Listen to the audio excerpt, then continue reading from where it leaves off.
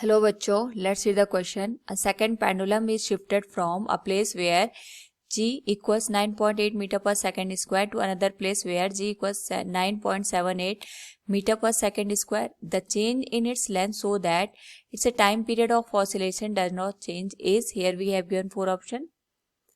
Now to answer this question, first we will discuss here the key concept, and here the key concept is time period of a given simple pendulum.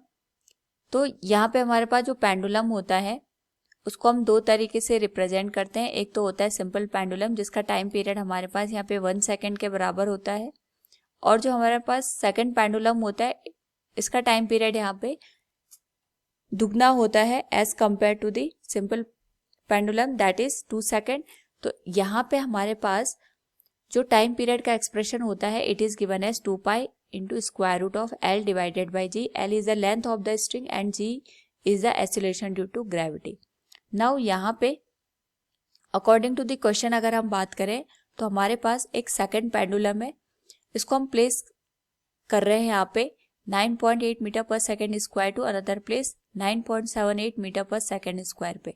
तो यानी अगर हम बात करें इस particular case में जो दोनों कंडीशन में टाइम पीरियड है वो सेम है, so we can say time period is same for both the condition.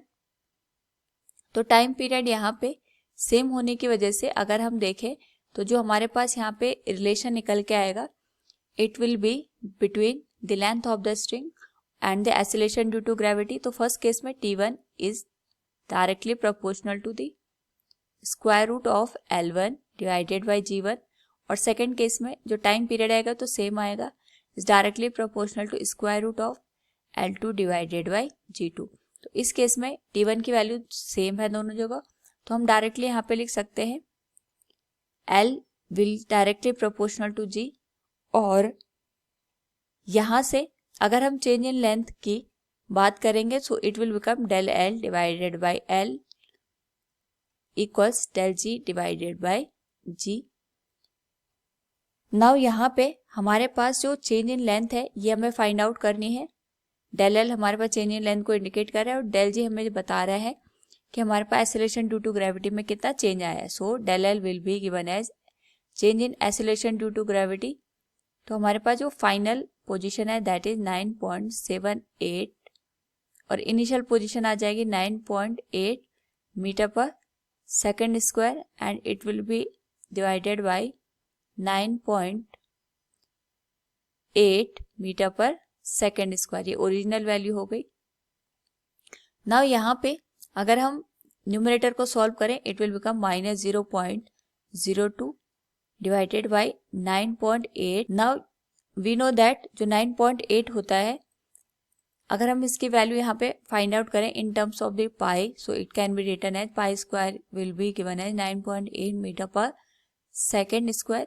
So from here we can say that so हमारे पास जो वैल्यू निकल के आई है अगर हम इसको यहाँ पे कैलकुलेट करें so it will become del L equals -0.02 divided by 9.8.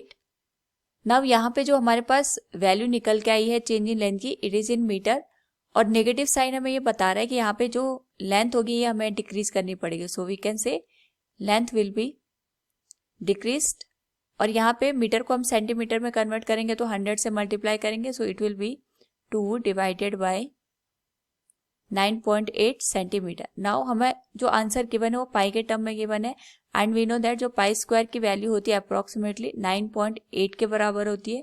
तो हम ये लिख सकते हैं जो हमारे पास स्ट्रिंग है या लेंथ है उसमें डिक्रीमेंट होगा by the 2 divided by pi square centimetre का.